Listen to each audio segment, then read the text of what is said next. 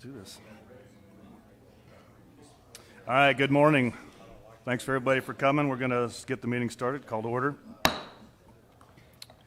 Remember, people around the table, microphones. And if, since we have a lot of people, please check your phones. Put them on vibrate or silent, if you would, please. I'd appreciate it. Thank you. A couple things real quick. Everybody keep Ruth Hatcher in your prayers. She's still recovering from her arm situation. She's not here today. And I have Gary Mertz's proxy. Had to be out of town. Got a full agenda today, so let's go ahead and get it started off. Charlie Teal.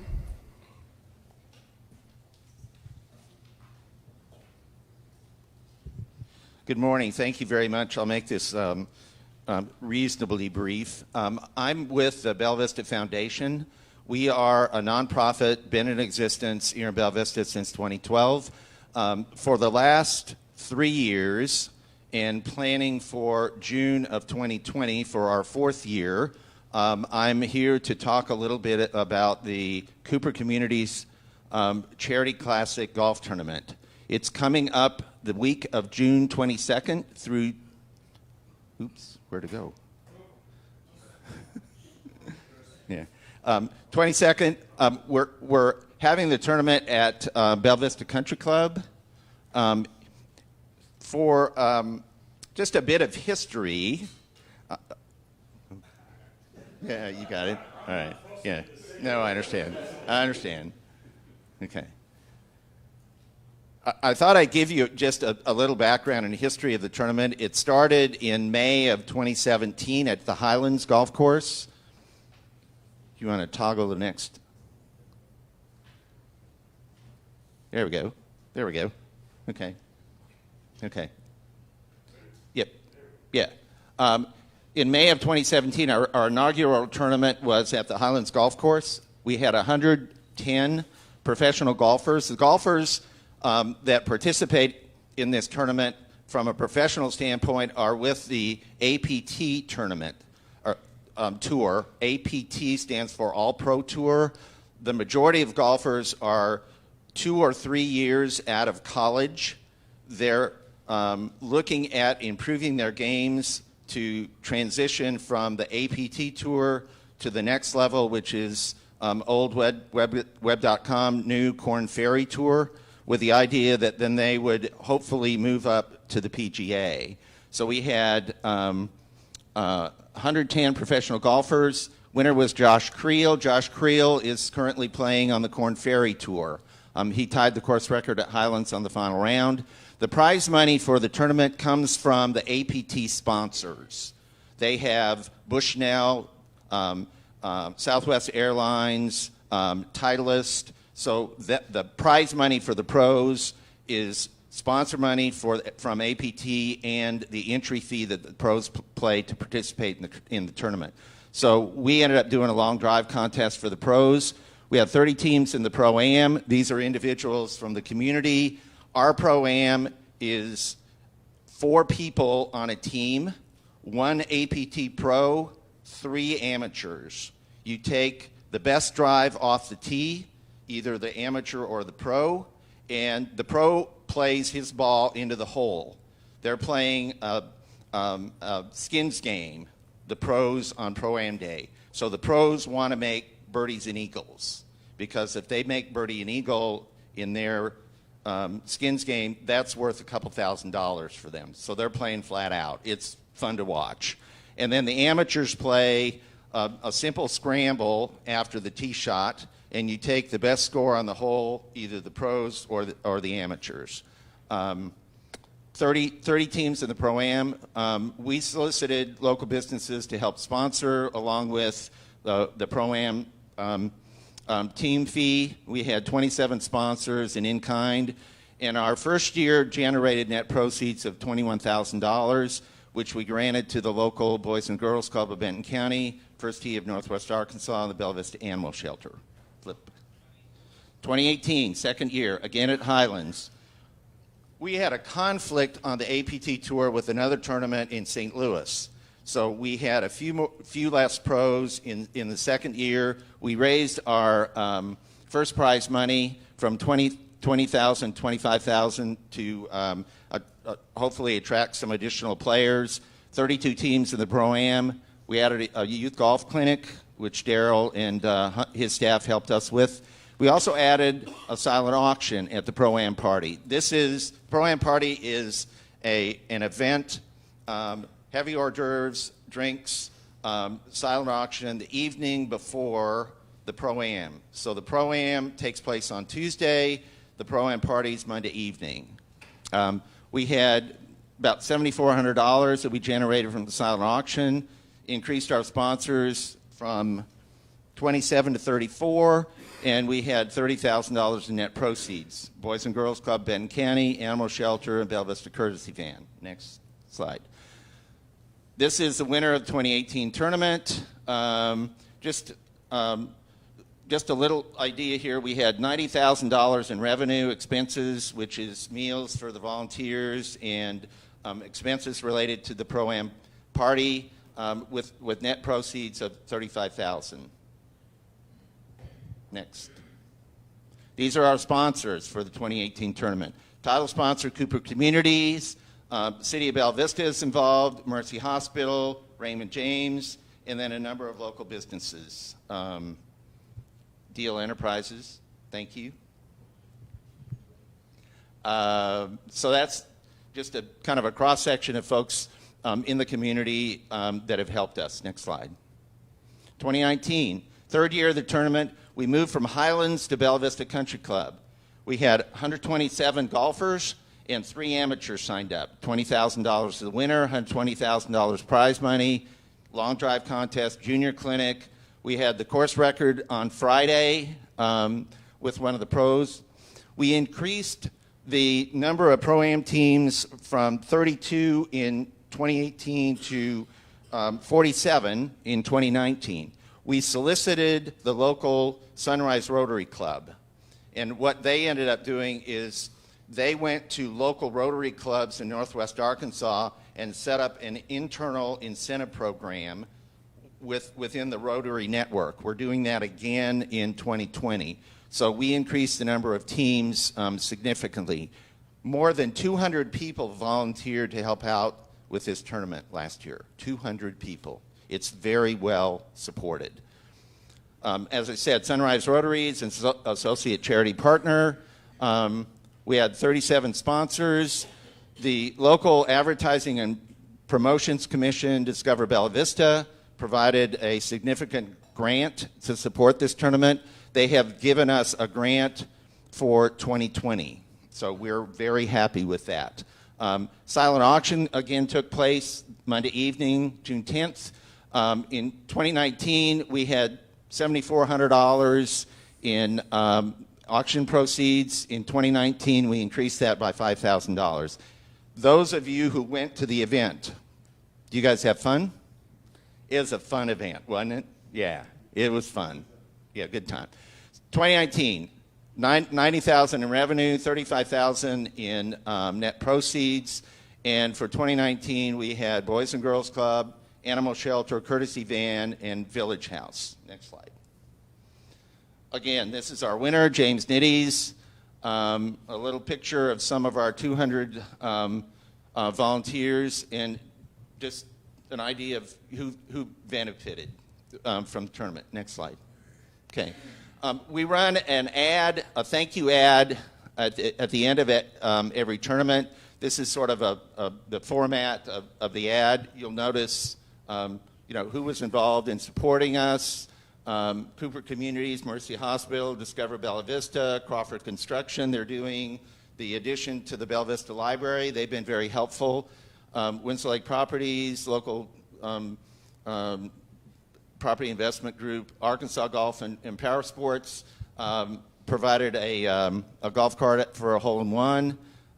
Simmons Bank, and then all the local businesses. Deal Enterprises. Thank you. Next slide. 2020, what do we have planned? Again, the tournament is here again at Bella Vista Country Club, the week of June 22nd to the 27th. This tournament on the APT runs about 14 or 15 tournaments starting in May, running through, I think, October. They're mostly in what I call the southern central part of the country. Oklahoma, Arkansas, Mississippi, Louisiana. There's a APT event that's going to take place this year in Fort Smith in May. They have the local casino as their title sponsor, and I've talked to them a little bit. They're asking us for a little bit of help in terms of what we did and how we did it. Because of the support we get from the individuals who volunteer, the players that come have told us this is one of their favorite events on the APT tour, because the contract with the host requires that the host provide a number of volunteers to help with the tournament. The contract says you have to have at least 8 volunteers per day. We have 80. We have a ton. And the players like playing in front of people watching. So there are people that are on each hole that really enjoy watching these guys play golf, but also the players really enjoy having someone out there watching what they're doing. Again, $120,000 in prize money. We'll continue the long drive contest for the pros. I think the winning drive, we have the long drive on hole 10 that goes downhill on Country Club. I think the winning drive last year was 365 yards or so. Yeah, it's pretty fun to watch. You can watch it from the patio at the BV Bar and Grill, so it's a neat event. We have a capacity for 56 teams in the Pro-Am. Last year we had 47. The Rotary Club is already geared up. We've got them sign-up sheets. They're out soliciting their associate Rotary clubs. We anticipate 40 or more sponsors, in-kind contributors. We've added a smaller category, patrons, anyone who contributes $200 or more but isn't in one of the sponsor categories is designated a patron. Discover Bella Vista is again helping us out with a significant grant. We again have silent auction. We probably have at this point 30 items already. So it's moving along. It is moving along. What we've done the last couple of years when the silent auction was at Bella Vista Country Club is the auction takes place on Monday evening. We display the items starting on Saturday through Sunday and Monday so that people who happen to come to patronize the BV Bar and Grill are aware of this activity taking place, see the items being displayed. What we initiated last year is what we called a takeaway price. So if there's an item, for example, a casino package that has a market value of $150, if someone is willing to pay $200 for that item over the weekend, they can take it with them. And we sold about, I think, 10 or 12 last year. So that's something that we're looking at doing. We anticipate total revenue about $100,000, and there are we anticipate proceeds of around 40.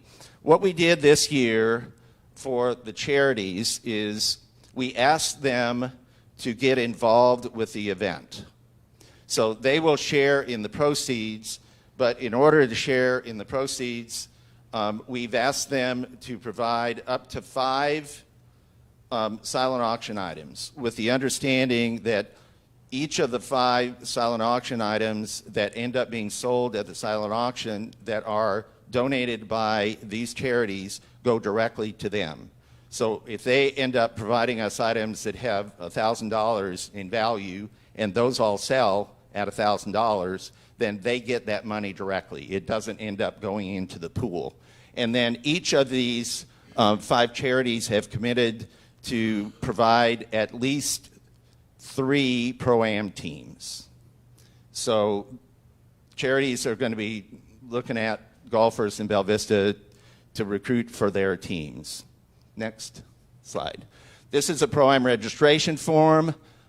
You can sign up as an individual, $150. What you get for $150 is an invitation to the Pro-Am party and silent auction, golf during the Pro-Am party with lunch, or golf during the Pro-Am tournament with lunch, and then we have a neat little goodie bag of items that each of the golfers in the Pro-Am tournament get.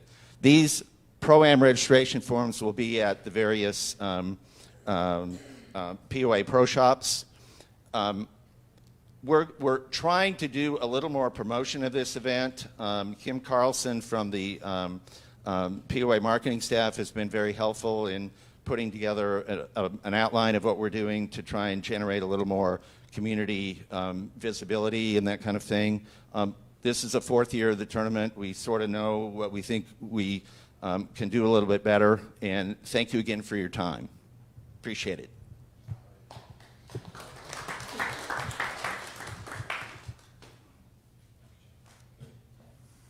Thank you, Charlie. It's a great event. It's a fun event. I was lucky enough to play in the Pro-Am last year. We had some, didn't we have a live, wasn't that the one we had the live auction that we had somebody that auctioned off that couldn't speak very good English? Right, Daryl? It's a good time. It's a good time. So thanks, Charlie, and everything you guys do for that event. Next, Susan, Friends of Dogwood and Brittany. Okay. As you know, every year the Dogwood, or the Friends of Dogwood and Brittany put on a tournament. We raise about $6,000 or so, and then we get to spend it in the spring. So I'm going to let Dale Dyer talk about one of our major projects. He has been spearheading this activity. So he's going to talk about one of the projects on beautifying hole number 2 out of Dogwood.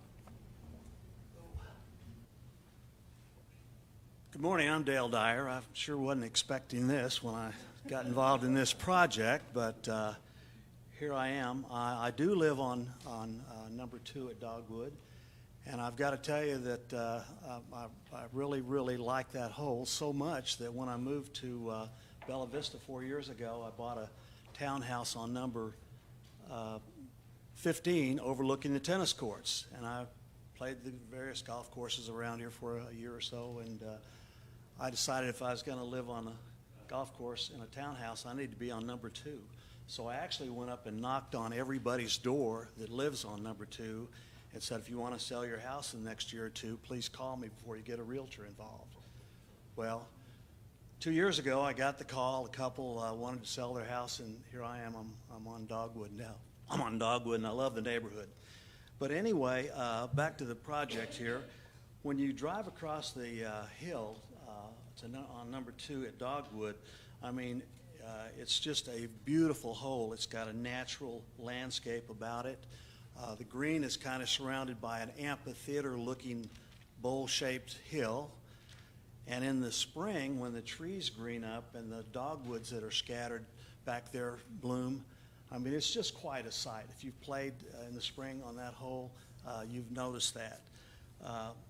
Anyway, Paul Gomez and I have spoke forever and ever about what a beautiful hole this was and the potential for it to really be kind of a Augusta National looking kind of a hole. Because really, when you go across the hill there, it doesn't matter what tee box you're on. You have a fantastic panoramic view of the green itself, and you know, having Paul and I and even a couple of my neighbors have talked about, you know, really trying to dress that place up if we had a chance. Well, we heard about the Friends of Dogwood, their beautification project, and they had allotted X number of dollars to spruce up a number of the holes, including 2. Well, I thought, what a time for us to maybe get involved. So I said, I'm going to dig down in my pocket. We're going to figure out a way to get some azaleas planted around the green down there. Anyway, I also visited with a couple of my neighbors, and they said, hey, that sounds pretty good. You know, tell us what happens. So I've known Susan for, I guess, as long as I've been here. I gave her a ring. The beautification committee was meeting, so I actually bought one of the 3-gallon Encore azaleas, came up and made the pitch that I thought that we could raise, you know, $600-800, maybe $1,000 even, to hand over to the Friends of Dogwood under their auspices and do this project. Well, they were all on board, so I actually, I'm a retired sales guy. I went back, I got a flyer and put it together, talking about the Friends of Dogwood, all the things that they had done. And, here's a great opportunity for us as neighbors. And, this is our backyard. We look at it 24/7, 365, to really do something extra special for the whole. Anyway, so I passed these letters out to everybody, and I said I'll be back with you in a couple days or so. I was asking really for a little money, kind of explaining the project, and also for volunteer help. So in between the time that I had passed out the letters, well, Scott and his crew, and they do a wonderful job. They actually came in and cleaned up trees and removed some timber and whatever, and the place, all my neighbors are going, wow, look what's happening here. But anyway, so I came back, I visited with everybody, I told the story, I painted the picture, $1,800 later, here we are. So anyway, that's my pitch. Okay, thank you. That's awesome. Thank you. Yeah, so that money makes it going from, we had about $500 budgeted for the project from the Friends of Dogwood. So needless to say, this is going to be a real display. And it's going to be mostly azaleas, some natural grass, and then we're also looking at putting some crepe myrtles in there that will give us color in the later part of the year. So that's one of the projects. The other things we're focusing on are projects in and around the clubhouse, more as let's make sure our first impression is what it needs to be. So I appreciate those of you who sent an approval because of the little, there's a planting bed out in the parking lot that had, basically, everything's just 25 years old. So it's really showing its age. Anyway, so they came and they put the new border in yesterday. I thought it would take them all day. It took them like 3 hours. But anyway, there's a picture of it. It doesn't look too fabulous yet because there's no greenery, but but it's a stone border as opposed to the timbers. We're going to try and do a 5-gallon overhaul on the wall, which looks pretty bad just by replacing some of the caps and maybe painting it. It's not a replacement of the wall, but just make it look a little better. And then there's a bed right there by, as you come into the clubhouse, that has a bench, and it has a real pretty rosebud there, but the rosebud is filled with termites, right? So we're looking at, again, taking that tree down, moving the bench, and just making it a little more contemporary and healthy looking thing. And then, of course, we'll refresh, put new mulch and stuff in the hitting nests. We're very popular. So that's kind of the front part. We are also going to start a monarch way station. We have lots and lots of ground out there that is natural area.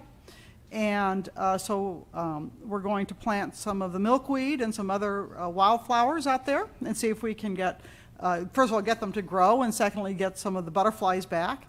And it's a kind of a win-win. It'll make it very pretty in the summer. Also, the maintenance team will not have to mow that area.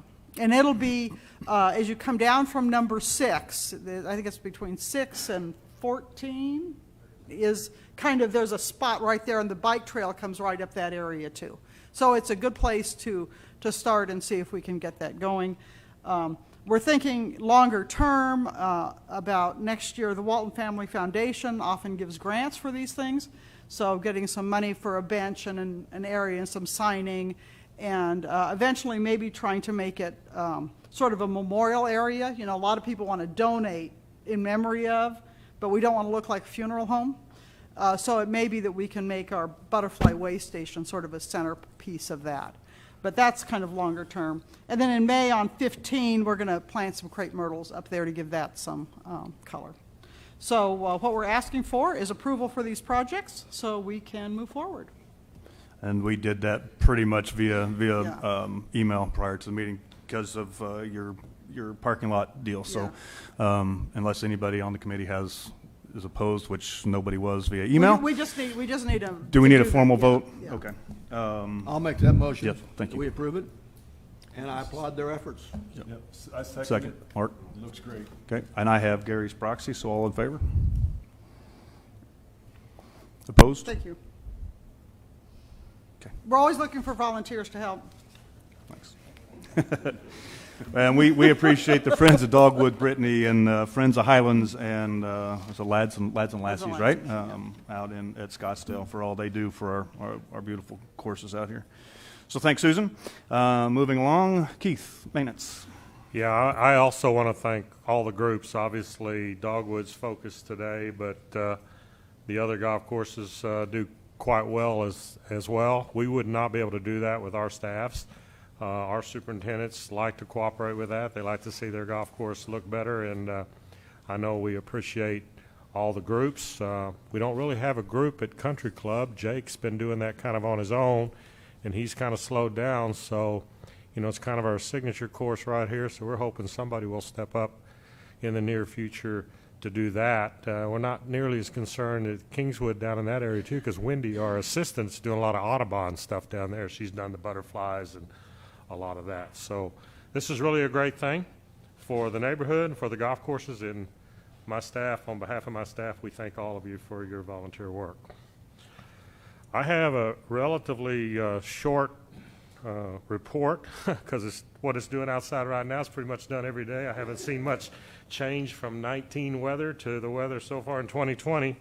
One of the things obviously you're seeing is Scottsdale and Brittany on and off with tarps. It's been a challenge for the staff to do, and Golf Shop helps us with it. My service technicians help us with it, but it's a necessary thing in order to protect those greens going in the spring. So we will continue to do that. They're currently covered. We had hoped to open, but now we're looking at 19 maybe tomorrow, so it's going to be probably closed through the weekend, and then we'll see what the weather does.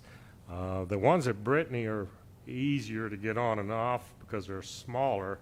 Scottsdale takes a full day to get them on and a full day to get them off. So we tend to, if we have a couple of days in there that we could play golf, we tend to not pull them off because it's a little bit time consuming to get it open. When we get to spring and there's more golf, and what I'm talking about April, we still get occasionally where we have to cover. We will not leave them on there that long. We will get them off to get it open for our golfers on a more timely basis, so you know. My staffs are trying to put out their spring pre-emerge weed control, which you have to be able to get equipment out to do that. So as you can probably guess, we haven't done a lot of that, but we do get out when we get a chance. And you may see, I have golfers that go, well, you put us on the path, but I see you driving out there. Well, this is true. The reason we do that is, one, we have a certain window that we have to get it out.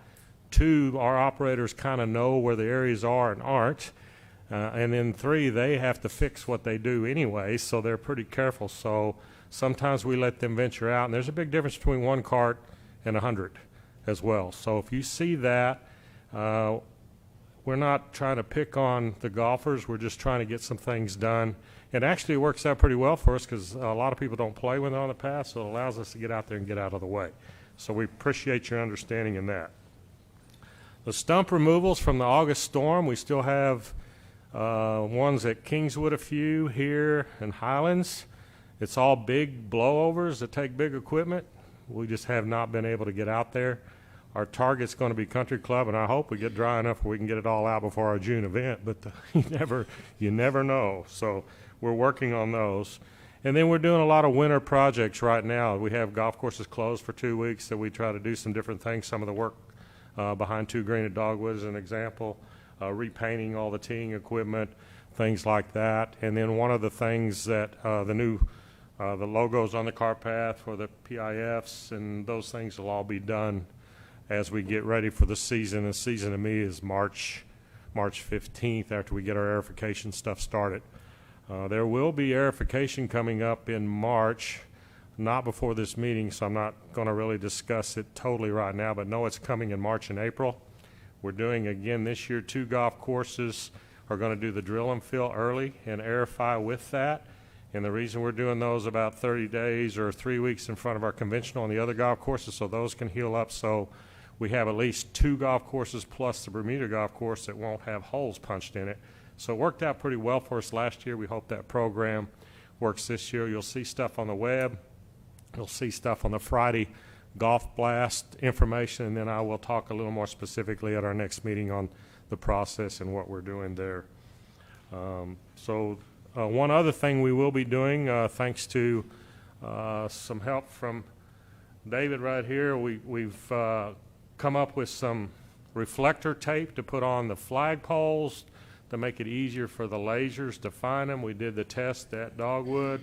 Very good response. We will have all the golf courses done, but it'll be March 1, and the reason we're waiting till then, this is the time of year we buy all new poles, so it wouldn't make sense to put that tape on the old poles and then take them down in 15 days. So when the new poles come in, we will install those on every golf course out there, and we feel like that's going to help everybody find their yardages, and actually probably will help speed up play as well. So we thank you for that, David, and that was really a good find, because the reason we hadn't been doing that, we thought we'd have to use buy a pole or the top, and those things are like $100 a piece. We got a roll of tape for $10. So, and Daryl found that too, so we appreciate that help. Those are really the only thing that I have on the general report. And I want to talk a little bit about Scottsdale and the Burksdale Bridge situation. Burksdale is 18, the one we're talking about, that's been closed for quite some time. We're in the process of removing that bridge, getting ready to remove that bridge. We're working right now with the city of Bella Vista to get the proper forms filled out so we can get a no-rise, so we can get in there and take it out without having to spend a whole bunch of engineering money. The frustration with things like that is, to me, right now we're arguing a little bit back and forth on what we're going to have to do.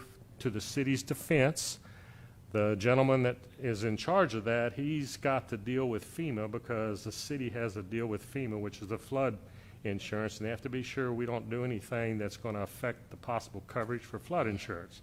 So we're having to go through that, so you have to have a no-rise. Well, to me, it would make sense we take something out. We're going to help that, but we're in the process of trying to get that done, and I can't give you a time frame. I know we will get the bridge out of there at some point next 3 or 4 or 5 months, however long it takes to do that. The other thing is the 2 repairs at Scottsdale, which would be 2 and 4 that were damaged in that last rain event. I talked to the engineer today. We have all of our permitting and everything there. It was very minimal in place. They have just finished their initial flow studies, so now they know what they're going to have to use to secure the banks on those bridges, and they're in the process of putting the construction documents together so that we can go out to bid to repair those. We anticipate we'll be able to go out for bid mid-March. That usually takes a couple of weeks, maybe start work in April, and hopefully we'll have that done mid-May. But because of the rerouting that was come up with, we'll still be able to play that golf course, but we still would like to get it back to normal as quickly as possible, and we are working on that. I want to be sure everybody understands that the bridges themselves have no damage to them. It's the creek, bank, and the stabilization that's supporting the bridges underneath that is being addressed. So there is no work on the bridges themselves. It's all within the creek and securing the banks that will secure the bridges down the road.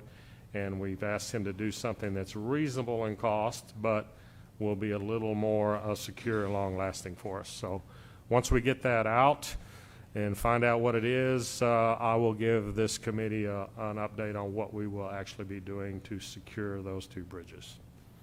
So that is my report, if there's any questions. Yes, ma'am. I have a question. About 3 weeks ago, there was an article in the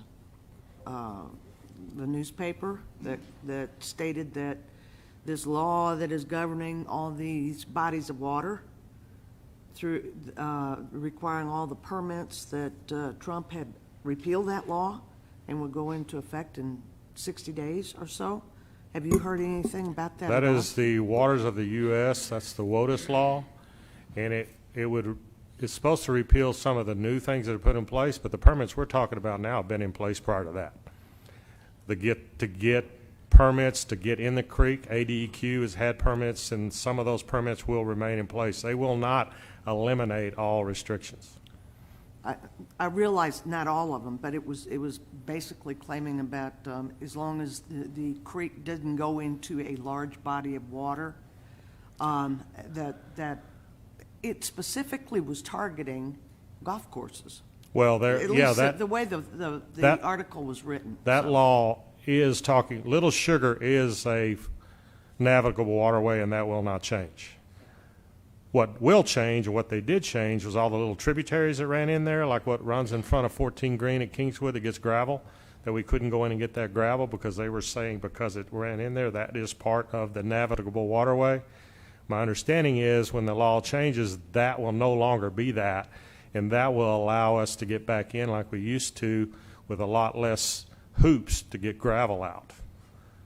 That's where the catch is. It's the waterways, because the way it was written, when it went fully in effect, if it would have gone fully in effect, if we would have put a French drain in that went into the creek, we would have had to have a federal permit, which in effect would have shut down any improvements, because that's ridiculous for cost. But yeah, it would be a puddle or things like that. So that part has been repealed. And that's why we're able to do it at Scottsdale easier, because that is not a navigable waterway, but we do have to get with ADEQ, which is a water quality state agency. So when you make turbulence in the water, they want to know about it, and they want to know what you're doing to mitigate that. Good. Any other questions for Keith? All right. Good. Thanks, Keith. Mr. Darrow and Alex, golf ops. All right. For time restriction, I'm going to move through a couple of things real fast. First of all, I want to give a shout out to Kim and her team. They do a lot of stuff behind the scenes, November, December, January, February, that makes golf what it is in Bella Vista. One of them that we launched was Oklahoma Magazine, that we got a nice little article or a little promotional piece, stay, play, and repeat specials in Bella Vista, shows what they all can do. I'm going to pass it around just over here. And the other thing they do is fantastic is this year, which it was, I called it the year of change, 2020. We got all our tournament stuff out, a lot of promotional pieces out for the year. So we'll look at that, and I want to thank Greg back there and Ms. Kim's back there. You awake, Kim? Yep. Thank you very much. We appreciate the support. So pass it around. One of the other things they do, and it's not on the agenda, is everybody knows that the World Handicap System rolled out January 1st. There's been a lot of discussion about this and amongst all the pros. I was at the PGA show. It was very interesting down there. Florida is their prime time. It ran out. I mean, it's going right now, and they launched it in the middle of their prime time, and lots of questions were asked. Well, we found a little book down there that we will make available to our membership at the expo. And it's just a little booklet that explains what it is, how to record scores, why it's done this way. So we actually printing this in-house, which is a real good deal. We'll have them out at the expo and then at the WGC meetings, and I'll go to golf groups if they need it, just to help explain the World Golf Handicap System from the USJ that rolls out. It is law, so it's rolling out, and we just got to adapt it and go from there. But here's just a little example, more to follow up on that. And this is where I'm going to save a little bit of time. In this great big booklet that was put together, I've got the end of year revenue report with all the numbers on there. Going into the rounds, we ended at 136,894 rounds, with also 93 inches of rain. So rounds were down a little bit, but lots of rain. Everybody wants to study the revenue and the numbers. I've got it broken down in there. We can study it. We don't need to dive into it today. That's why these books are here to take home. If we move on to 2020, the year of change, we're actually up on rounds from last year, so it's a good deal. We're finding out, all the pros are finding out, is weekends when that weather turns on Friday afternoon, Saturday, and Sunday, we are slammed, which is great. But during the week, we have rain, and our guys can't get out and do stuff, and my groups don't play as much. So we'll hope it turns a little bit on that. One thing on the revenue report for January, We're seeing a lot of membership waiting to renew their annuals and their lease seats and their private carts because of the new fee structures coming in, so that's taken a little bit of hit. But get in there and see Carmen. Carmen's a little worried of membership services that on March 1st, 2nd, 3rd, and 4th, we're going to have lines out the door. I hope that is true. We do have lines out there, but you can get in there now and get it situated, get it organized. I also want to say that if you have a photo ID, just because it's changing on March 1st and your photo ID only expires on July, you don't need to go get a new one. When you come into the pro shops or Go Stuff, it will automatically click over. You don't need a new card. So when your card expires, that's when you need to go into membership services and get your new card. And there's a couple of people been asking all our golf pro shops about that and rolling out. The other question coming on with the 2020 plan is the 10 play prepay. We call it the 10 PP card that's coming out because it's a mouthful otherwise. That will be for sale on March 1st. All right, so you can go to membership services and buy it. We'll have it all implemented. That'll be a good deal to roll out. And then the range cards for the driving ranges at all three of them. If you have punches, and we put it out there, but not everybody gets to read everything. We've got people out of town. If you have punches still left on that card, we will give you a gift certificate to the pro shops back. It'll either be if you have an unpunched card, you'll get your full $80 back. If you have punches between 20 and 10, you'll get $40 back. And then I encourage, if it's below 10, which isn't much, get down there and get your game going before you get your free range balls with your activity card. So those are kind of the people we get a lot of questions about in the pro shops. I just want to make it out there to public. Yeah, so I have a question about the annual passes. If somebody came in today and renewed their annual pass, would it be prorated? For the 1 month. Right, so 1 month on the old fee schedule and the rest of it on the new? Correct. Okay, Yep. thank you. If it stopped raining, maybe some of them would come. There we go. All right, keep the pace, keep it going. There are all the numbers. If anybody has questions on the numbers and wants to see me afterwards, I'll hang around a little bit. But we've kind of got it all down there. It's pretty cut and dry. You can see it all. Daryl, are you expecting the statistics to be published by the end of the month? Yes, we'll have this all up tomorrow on the website. Okay, and I mean, the annual statistics, the number of annual passes, seat leases, all that stuff that is part of the statistics sheet that the POA puts out? On the website? Yeah. Yeah. Okay. Yeah, thank we'll you. have that all out for 19 and roll it through. Moving on real quick, we've Bella Vista Country Club. It is tough for our handicap flag returns. And we visited with the crew over here and come up with a solution. A couple members have come to us and said, you know, it's really hard with the walking across there. You return the carts, you come all the way across to the pro shops and all that type of stuff. Well, we've also got to understand that the handicap flag card that we collect has got some private information on it. So what we're doing is we visited, I visited with the lawyer and everything, made sure we're good with this. We're putting it to the customer. If a customer comes in and we're going to ask him, do you want us to return, put your card over in the cart barn? And why that is we were concerned when this rolled out is at times that cart barn is left unmanned. They're washing carts, he's got to go do trash, he's got to get water, we have a cart out on the course that we've got to go get, and we didn't want to leave personal information out there. But if the customer says, yeah, put it over there, that way I'll return my flag there and pick up my card, we'll be good to go. We're going to implement that. If a customer turns around and says, no, leave it here because I'm coming back to the bar and grill, we're going to be settled up, I'll just walk across here, we're good to go. We'll leave it in the pro shop until the pro shop closes.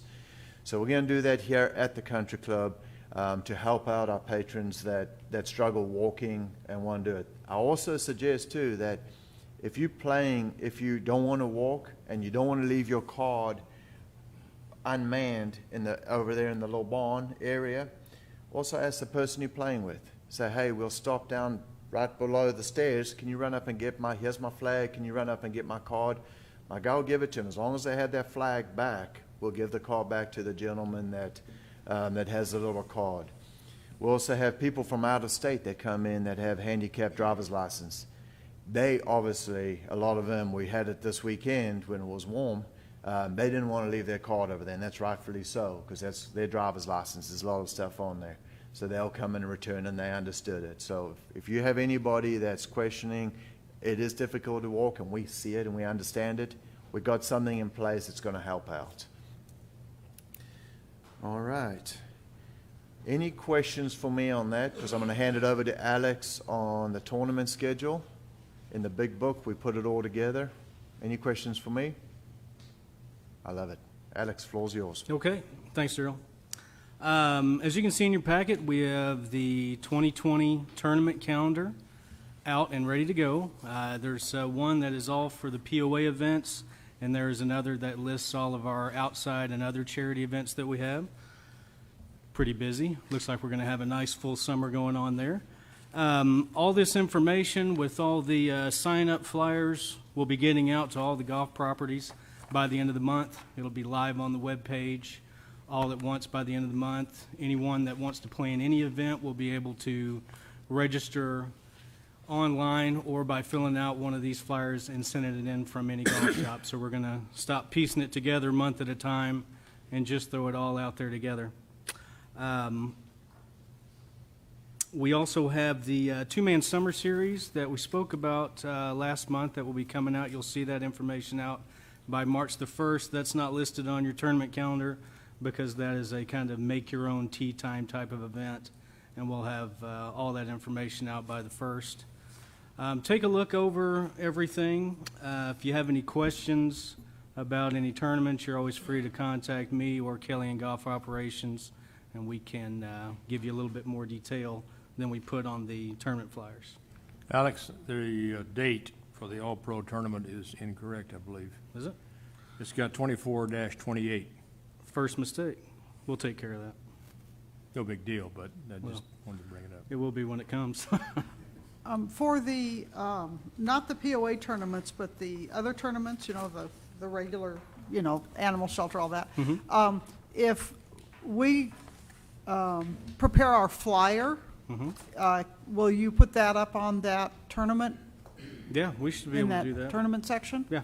Okay, so we don't need to wait, again, we can do it early, You can right? do it whenever you want, and we'll get it out to the courses and get it live so that everybody can make their own calendar for the entire summer. Right. Sure. Okay, thank you. You bet. Any other questions on tournament calendar or anything? I just want to jump in there real quick. The All-Pro tournament is the 24th through the 28th. That's for the pros. The Pro-Am is on the 23rd. That's a different deal. If you have a look up, the Pro-Am would be on that Tuesday. Yeah, it's in the, I just was looking at the dates up there on. Yeah, we wanted to clarify that that's for the pros. Okay. Only, and then our one is on the other deal, so. I stand just wanted to make corrected. sure. No, you good. Sit corrected. You know me, we're gonna make sure it's all right. I just want to shout out too, sorry, Alex, this is something new that we've done this year. Again, 2020, something new, time for change. Kelly joined us and her crew. She is driving her crew to get this done. Alex is in charge of tournaments. And this is the first time we've ever got these out this early. Normally, we're scrambling 3 weeks before the event during summer, making stuff up and getting them to the pro shop. And we felt it was unfair on the membership. Now you can look at this and you can plan your vacations around it. You can see what's going on. And this helps just for our membership and to grow rounds and hopefully full up tournaments. Yeah. If you notice, we kept our price structure the same, which is it makes it very affordable for members to play in these events and guests to come in and support the events for the charities. So kudos to the team and Alex for jumping up and making this happen. And once again, thanks to marketing for printing everything too and getting it organized.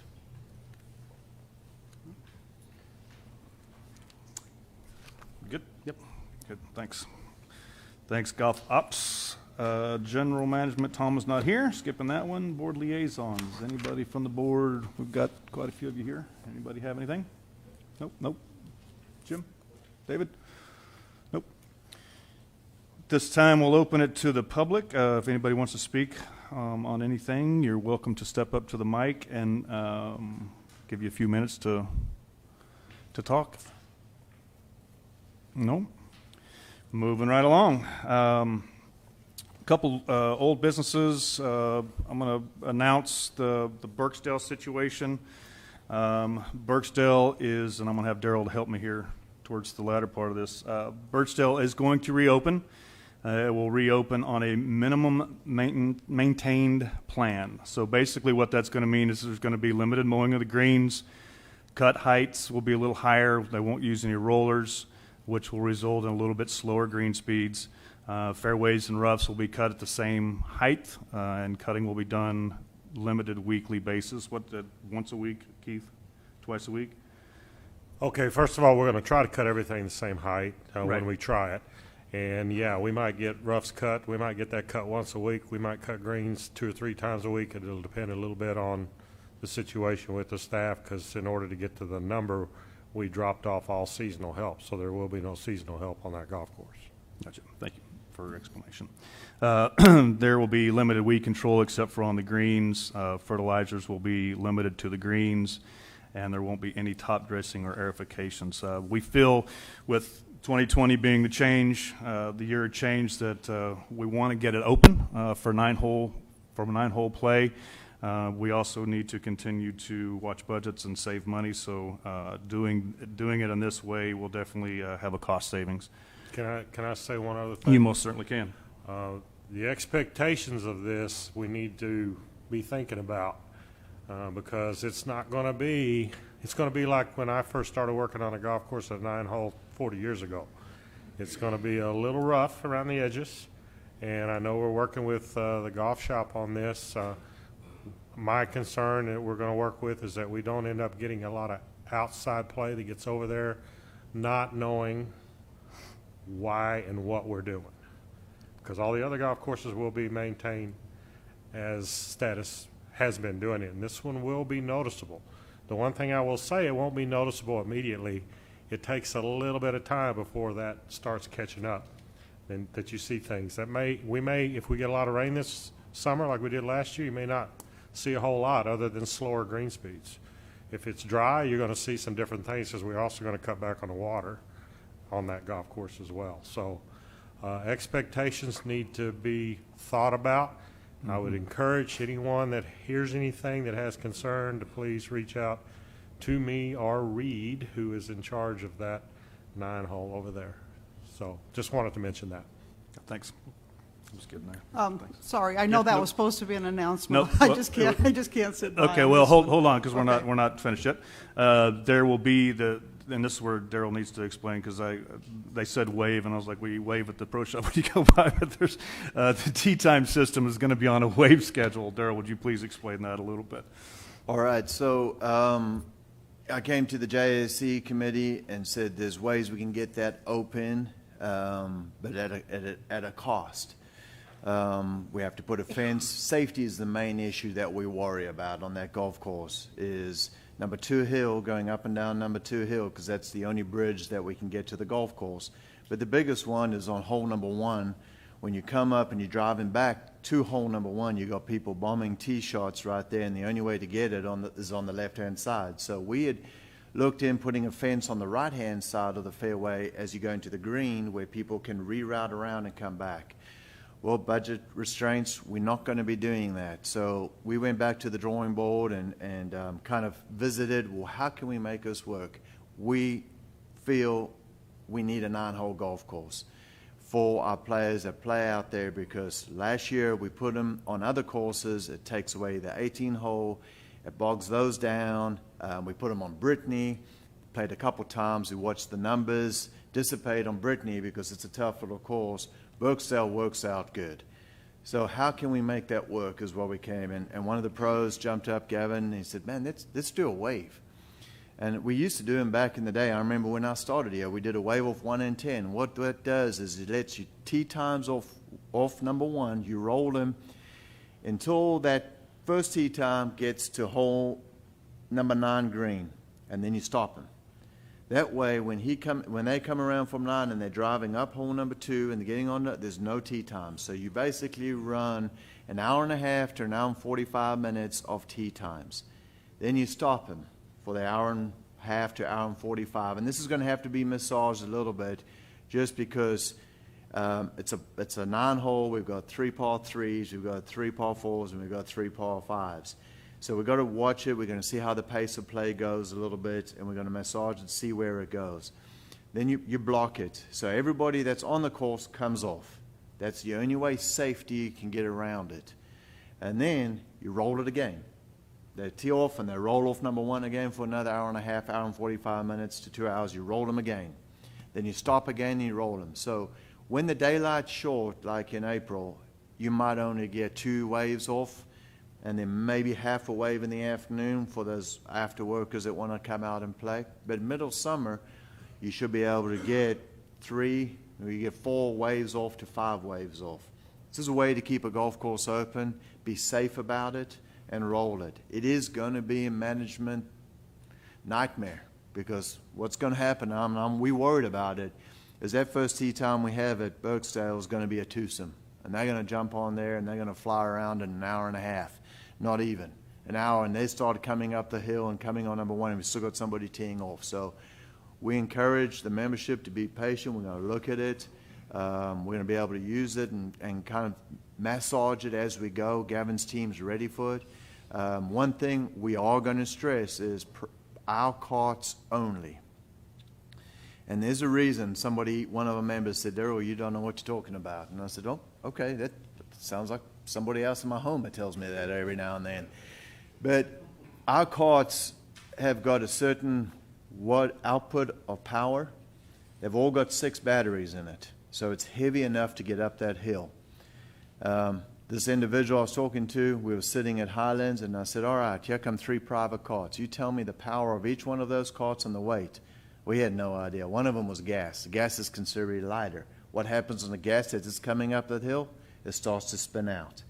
So we know, and we've tested, our carts can get up and down that hill.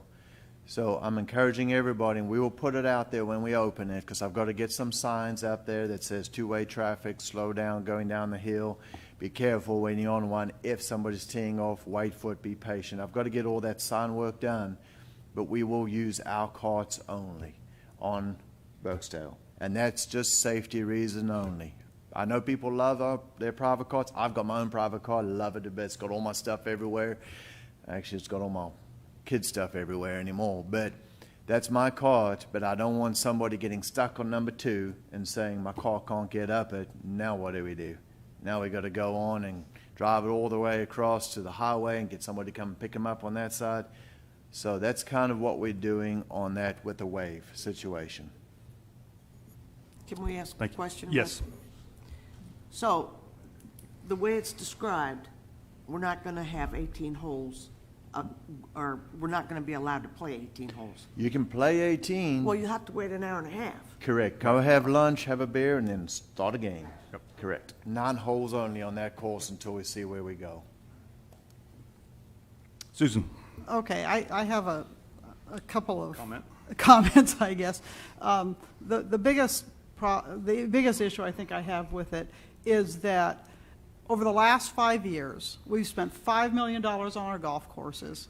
We've advertised, we put out a high-value product, a great experience for a reasonable price. And now we're having a course that is clearly going to be substandard to the rest of the courses.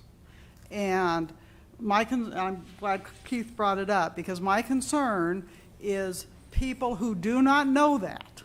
I mean, and we're already offering a 9-hole course for free up at Brittany, and Brittany has some of the same issues actually that Birksdale has. The cart paths have taken a real beating over the last few years, and I was out there last week, and there are big sections of the cart paths that either have chunks missing, potholes in them, or are kind of gone, right?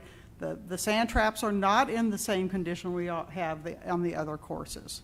And then when we cut back on the maintenance, the quality of the experience will not be what our golfers expect. And my question, and I mean, from my marketing background, it's like once you break the trust, it's hard to get it back. And especially if people aren't aware of it and they don't like the experience. Now, a few years ago, we tested this. We tested growing the fairways longer because people said, oh, there's no grass. And the group I played with played out there twice. And by the end of the second time, they were irritated because you get no roll on the fairways. And these are women, they don't hit a long way, but they hit it in the fairways, right? So they will not be happy playing on that course. And they're paying the 9-hole fee, which is, you know, it's not half of an 18-hole fee. It's more than half. So they would anticipate having the same experience. So I'm really concerned about lowering our standards. And then if somebody from, you know, I know this is mostly about members, but if somebody from out of town has seen one of our ads and comes and that's the experience they have, are they really likely to come back? Okay, so I'm really concerned about that. I don't know what the compelling reason is to think that we need it. Okay, our rounds have been down. Last year they were down. I mean, yes, last month they were up. That means we got 2 sunny days in January over the worst winter ever. So there's no, as far as I can see, there's no evidence that says we need another course. And clearly, I'm kind of leaping to an assumption here that what Keith put in his maintenance budget was this lower standard of maintenance anyway. Is that true, or were you maintaining? We had already lowered the standard of maintenance over there, not to the extent of not mowing daily. But now to get additional funds to help offset the cost for the bridge removal, we had to come up with more, so we took another 50 out, which is labor and those products. So it's another level below Even worse that where will we are be now. noticed at some point. I don't think you'll notice it immediately, but you will notice it. So I'm going to jump on that just a little bit. First of all, the guests that we have come in, 98% of them play 18 holes, so they won't go on to Berksdale. Also, we will it is not on Golf Now where guests can book. So there's that concern that the guests won't feel it because most of them come in and they play our courses that are out there. They play them 18 holes. You talk about don't need golf course 9 holes. We watched the WGC on Brittany plummet when we put them on Brittany, a 9-hole course. Just hear me out. So here's where I want to go, and I want to challenge our membership. We're going to open it. The members have said we wanted to open it. We're going to get it done. Let's support it. Let's go play golf out there. I'd love to turn around in November when we're doing budget and turn around and say, look at the rounds on Berksdale. Keith, look at the rounds. We can put more money in next year for Berksdale. At some time, that's going to be washed out. But if we can support it and grow rounds at there, it's 2020. Prices have all gone down. It's a shot. I would just hate to give up a tee time at an 18-hole course at a point in time because we're full. I mean, you look in the mornings, we are full on the courses, and I can show you that. But let's challenge our membership to get out there. You want to play 9 holes? Go play 9 holes at Berksdale. Let's get out there and grow and see how much revenue we can get. Can I say one point on the maintenance too? I don't want the impression to be that we're rock solid and I'm only going to mow greens twice a week. I'm saying that could be the case. We're not going to make an effort to make this miserable. If we can get out and mow it every day within the labor we have, we will do that. So we're not saying, okay, starting March 1, we're mowing 3 days a week no matter what. That's not what I'm saying. I'm saying there may be a point that we have to do that. But otherwise, we're going to try to do everything we can. We just know, in my mind, I feel like it's going to be hard to do. Frankly, I've been doing this for 40 years, and I've never had to do anything quite like this. So I really don't know how it's going to work. Keith and I also talked about it with the wave system. On that last tee time when they roll off, he's got time to get behind the golf group and we do a little bit of stuff because Kingswood's busy on the other side and it's hard to get stuff done when you've got tournaments going on, a shotgun going on, all that type of stuff. But this allows Reed some flexibility to get some stuff done. We just want to be forthcoming and say, hey, here's where it is. We're going to see what we can do. Well, on the wave system, by the time the second wave goes, in the summer, most of the other courses will be wide open because they're open in the afternoons. By the time second wave's finished, yes. Finished, not going, finished. So hour and a half. It's just 9 holes, remember, it's just 9 holes. And then you've got your second wave. If you tee off at 7 o'clock, you'll be rolling. Your second wave will be teeing off at 9:30, 10 o'clock. So your second wave will be rolling. So you'll roll it out. In that case, there will be people playing on the, so there'll be still people coming off the bottom.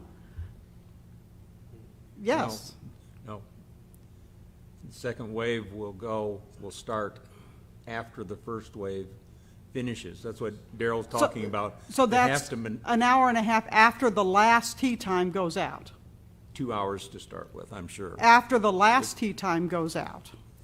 They get 2 hours to finish, and then you can start again. 7:30, 8:30, 9:30, you'll be rolling your second wave, and you'll go from there as they come in. Stop by. I'll show you my office. We've got it all designed. And the other concern I have, which is something that you just brought up, is it sounds like you're looking to do that to put the 9-hole groups out there. Okay. Well, again, the people in the league, at least I'm familiar with, will not be happy with that. And I don't think it will solve the problem. And also then if we have a flood event or anything, we'll be in the same boat we were last year, which is not having a course to play on. You know, and this is a group that's been around for 25 years, you know, and you can't find a place to play. You know, really? We haven't put you on there every time. We have rotated them. Just it's not every time you're on Birksdale. When we asked the group, we had a meeting in November, asked the 9-hole groups, their first choice to play was Birksdale. And then they gave us our choices, and we've rotated them around. Katie's done a good job rotating Right, but them. that was Birksdale, assuming it was going to be the same quality of course that we've played before. As Keith has mentioned, it'll take some time before it will be very noticeable. Going into the 2020 plan, we know that we expect that there will be changes in participation. As Daryl has alluded, we have 9-hole groups. Groups are what drive golf in Bella Vista. We have to keep our groups during the week. They want to play early. By utilizing Birksdale, that allows us to free up another course at 18 holes where we can get outside money. If you looked at the numbers, more than 25% of our golf rounds are non-members. We need that money. So when we free up 18-hole rounds, we anticipate that we'll get more money. We need it. So for this year, we're going to try this. We're going to find out what kind of participation levels we get. And as always, all these things are subject to change as we roll along. So. Okay, so I just have one other, maybe two other.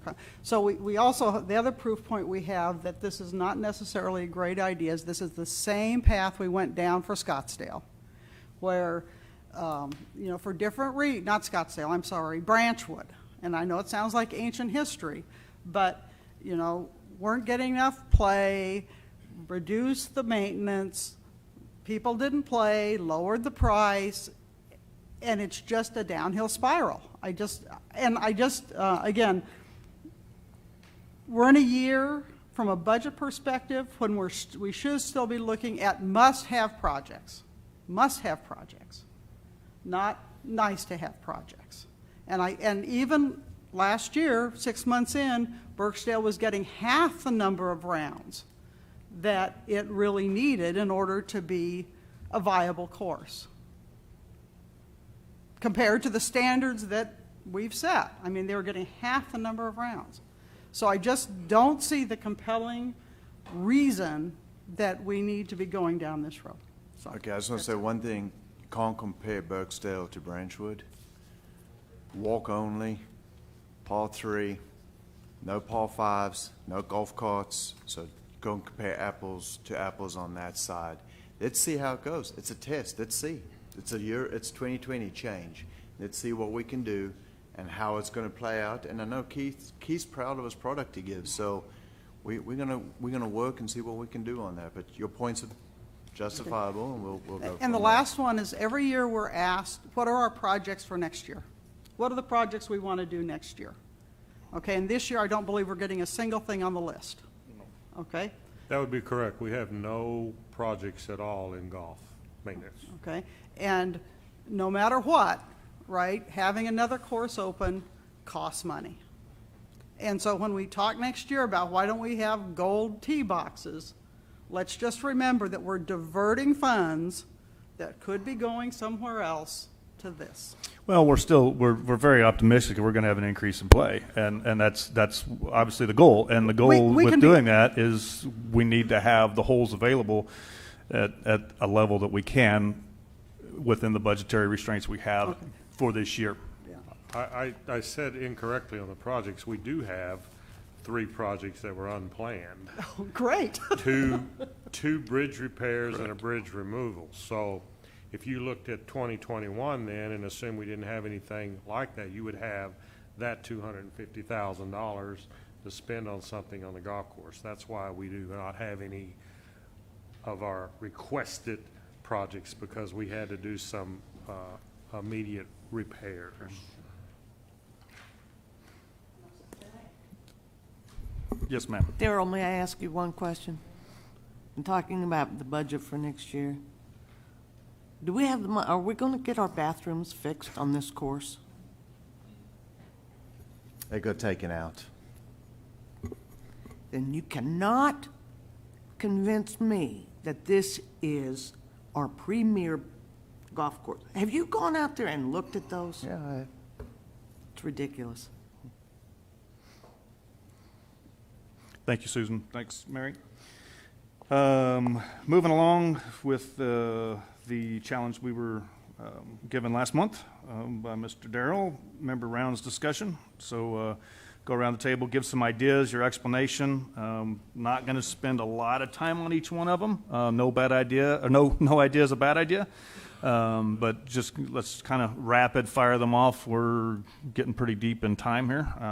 It's obviously important, but let's not spend a lot of time on each one. So if that makes any sense at all. So who wants to start? Mary, I'll go ahead. start. You got it. I'd like to see us offer groups for kids, for kids and parents, golf each week after school hours where our golf courses are empty. If we could introduce some kind of children's golf every week in a different leagues, you might come up with 3 or 4 different leagues, and that might increase some times. I just want to inject on this real quick. Emphasize Jason said no idea is a bad idea, and this is important. So we want them, we write them all down, and then we're going to sit down and we're going to look at feasibility, availability, and staff that makes it all work. So yeah, fire away, and I want to be straight up, because this is what happens with the pros. When we have our meetings, we encourage it to do it. It might not get there, so don't feel it's personal. It's all about just shoot ideas. We want to grow rounds. Susan was adamant that rounds are going down. We got to turn it around. This is the time. So shoot them. I like that ideas, and we're just going to write them down. But don't feel personal when you don't see something that populates in the next month or 2. All right.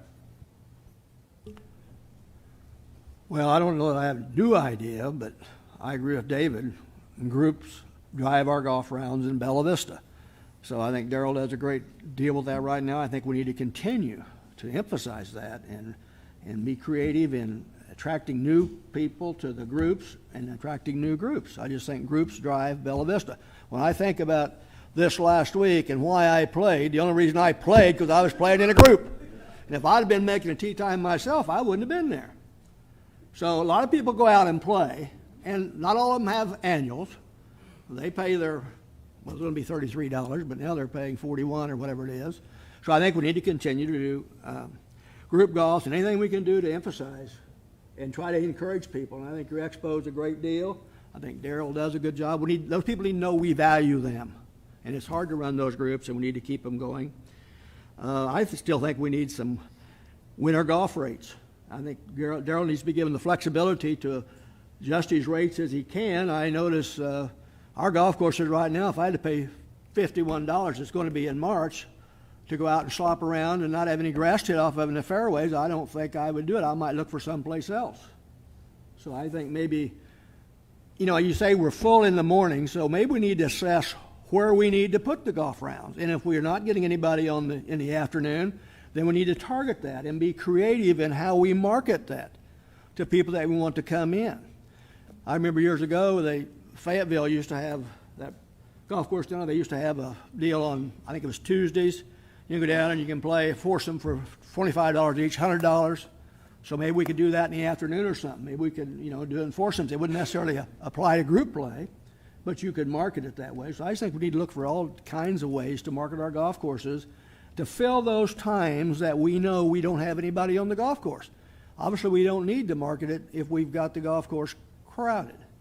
But obviously, if our rounds keep going down, we're not getting golf play all day long. So market those days, or those rates where we need to market them.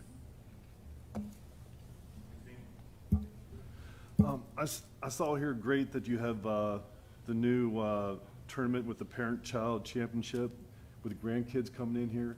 I know there's numerous schools coming in here using Bella Vista, and we can get the parents coming in playing with all the kids, grandparents coming in there playing.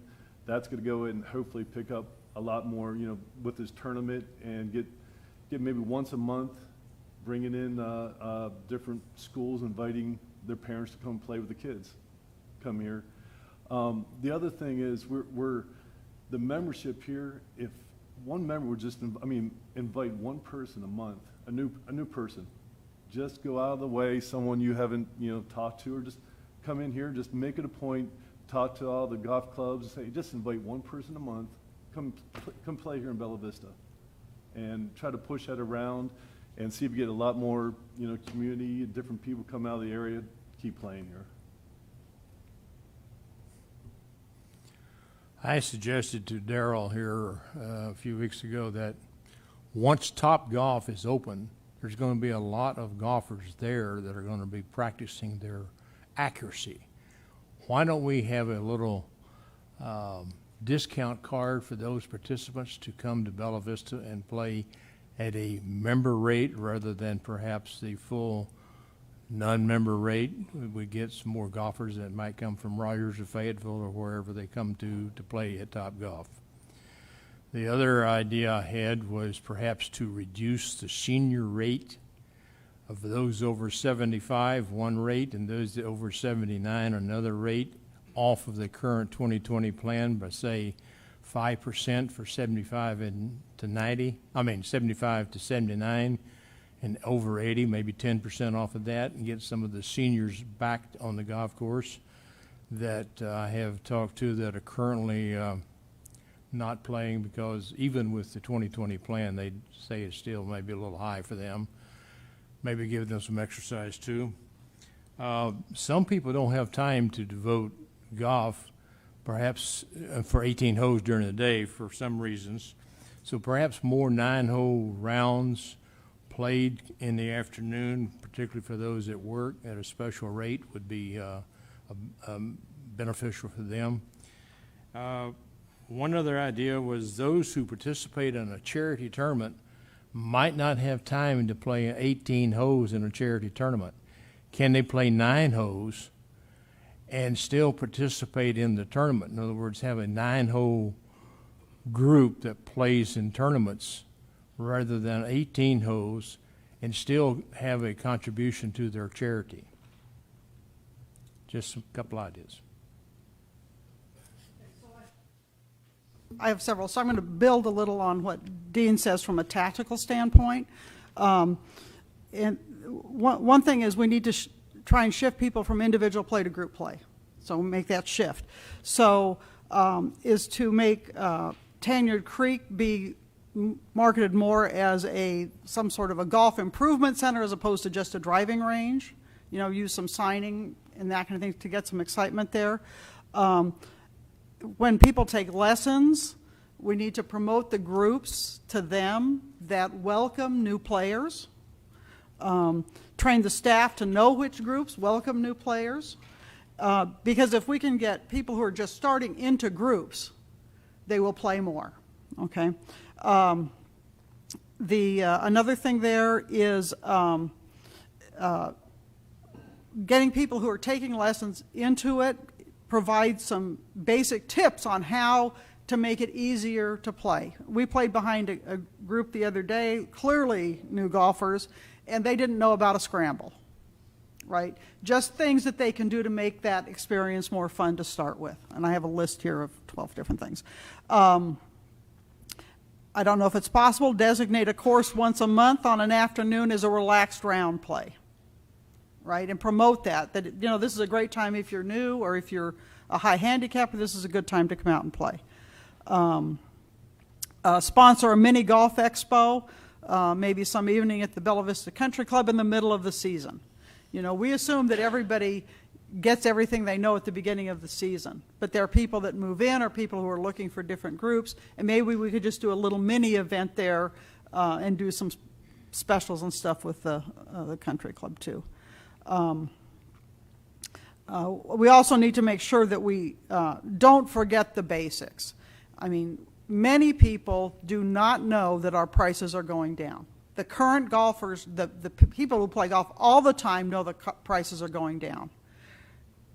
It may be very likely that people who are occasional golfers did not get that message, so we need to make sure that we market that. It's more affordable than ever. We got all these courses to play, blah, blah. We should be marketing directly to people who play 20 to 30 rounds, maybe by April if they haven't bought a seat lease. We need to be marketing explicitly for seat leases. Because if we get them in a seat lease, they'll go from 30 rounds to 40. Right? Same thing with annual passes. If we've got people who did not buy annual passes that are in that like 30 to 40 range, we should be talking to them explicitly about the value of annual passes. Because when you get an annual pass, your play almost doubles in a lot of cases. Because all of a sudden you're in groups, it doesn't matter, let's go out more. Okay. One other one, this would be targeted more at low handicap golfers and kind of building off of the superintendent's revenge.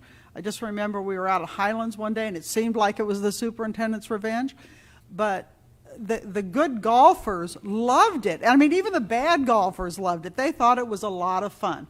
And to, again, maybe once a month, one course on a Saturday or something, you set it up really hard and advertise that with the hopes that our low handicap golfers might find a reason to invite somebody to play beyond what they do in groups. So those are a few ideas. As long as we don't do it every day. Well, we are concerned for the safety of your crew, okay? They have those days, they just don't advertise them. Yeah, they do, exactly. Good stuff. Okay? Nope, we've covered. All right, those ideas is what we're looking for. I mean it. We're sitting here, and some of them we got written down, and I want to say, good job. That's what we want. That's what this committee is about, is let's think outside the box. Let's throw some stuff at the wall and see if it sticks. It's not all going to stick, because I've seen some of them we've tried in the past. I've been here, this is my 10th year, and so I've seen it when I came in, had some ideas that didn't stick, and we moved on. But that's great. That's what we want. I appreciate everybody for doing that. And I'm going to challenge this board to find out and visit with membership on the next one for next month. But I'll get to it. But I want to say thank you. That's awesome. We got them down. You got any more, send them. We'll get an email together, we'll throw it all, and we'll sit down with the management team and we'll look at everything. One of the previous board members had a bunch. He did it right off the bat when he was on this board, gave us 24 things to look at, and we used one of them, but it was a good one. So it's important. Thank you. And before we go to the next one, there's still some people in the crowd. Did anybody in the crowd have any ideas as well? Any of the members back there? Yes, Charlie. I just wanted to mention about the 9 holes, part of a charity tournament and that kind of thing. Last year, Concordia was one of our hole sponsors, and they had some residents at Concordia that wanted to play in the Pro-Am tournament as part of the Concordia team, but they couldn't play 18 holes. And we went to the APT folks, explained to them, because they wanted to be paired with one of the APT pros, and they accommodated us. Those guys had a great time. Oh, yeah.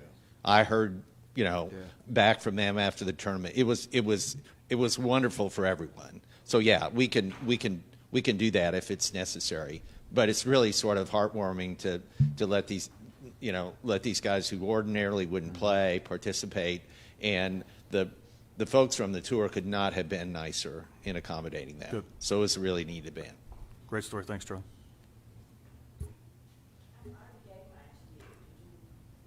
Yeah, I've been collecting some data from membership that I've known, and I told them what we were doing with this challenge. So I've got emails that have come in and shared some with Jason.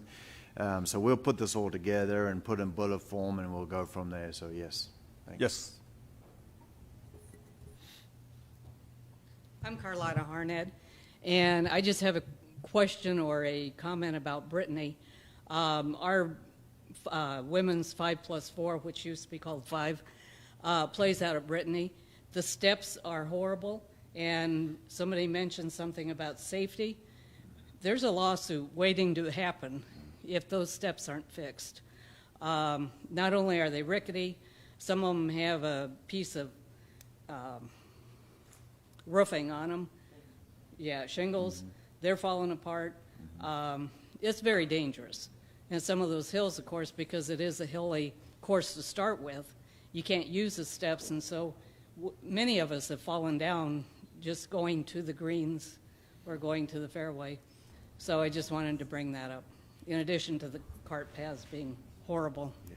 Thank you. Thanks. I'll get with the superintendent. I'll be out there tomorrow. We'll look and see what we can do to repair those. Thank you. Thanks. Okay, All right. here we go. Challenge 2. Challenge 2 for the JAC, and this is something that's come up in the past, and I think I really want everybody to visit with their groups when they get out there and play, and pay attention. It's got to do with the yardage stakes we have out there, the 100, the 150, and the 200 marks that's out there on the golf course. This kind of came to me, I've got to be careful I say this, but we got to Golf Now, we have guests that come in and give comments on our golf courses, and Highlands got ranked number 4, and Dogwood got number 5 in the state, which is fantastic. But I also reach out to those individuals and ask them, what do you see? What do you think we could do a little different? And one of the gentlemen said, your yardage stakes are kind of tacky that are out there. If you go to a club and you're traveling and you go to a pristine club, they don't have that out there. So not only on Keith's side for cutting around him and doing him, keeping his maintenance crew going, I'm challenging this committee to, let's think outside the box, see if there's an alternative solution.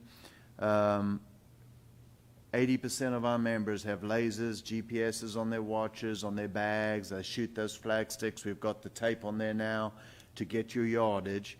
I also understand that on certain holes, it's easier to look out there and see the 150 when it's carts on path.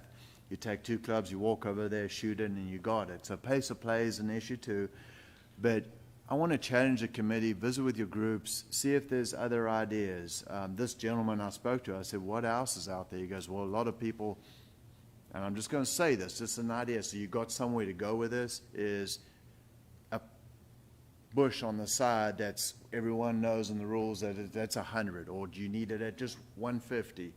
Also, a little disc in the middle that sits out in the middle of the deal, so you can take those poles down that you can see, oh, there's the 150, that's the club I need. Just thinking outside the box is what I asked. Like you guys did on this last one, great job. Let's think outside, visit with the group, say how many people actually really use those stakes. That it's gospel. Some people are so good, play so much that they just walk out and they go, man, I know what the yardage is, and they hit it, and then they know where it's at. I'm a laser guy. Got to have my laser. I know where it is. I know what I do. But so that's my next challenge for this month during February. Let's look at those yardage stakes, see if there's a better thing we can do, or if we even need them. Muldoon, I just hope to hit the green. You want to get it close. I don't. There's a huge difference. Okay. Any questions on the challenge? So, like dogwood at the 150, have plant dogwood trees on each side, something like that type of. Is that what you're looking for? Type Anything. idea? Okay. Yeah, cool. I mean, it's outside the box thinking. Same idea. I know a lot of these guys here travel and play golf and have been around and seen other golf courses. What do they use?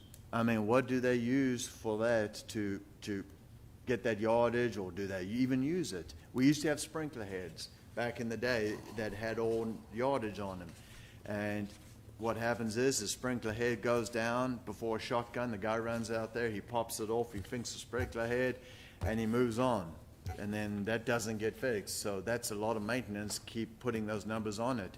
And I've also seen people running around looking at sprinkler heads, and they can't find the sprinkler heads, and that slows down play. That's why those posts were put in back in the day, and I remember being here when that all happened. But just think outside the box and see what we can come up with. David? I agree. Because people will have to maintain those, trim them, mow around. And I get around and play a lot of golf. Those have been disappearing over the last few years. We used to have them everywhere. There'd be a cedar tree or there'd be something else out there, and it was a great idea.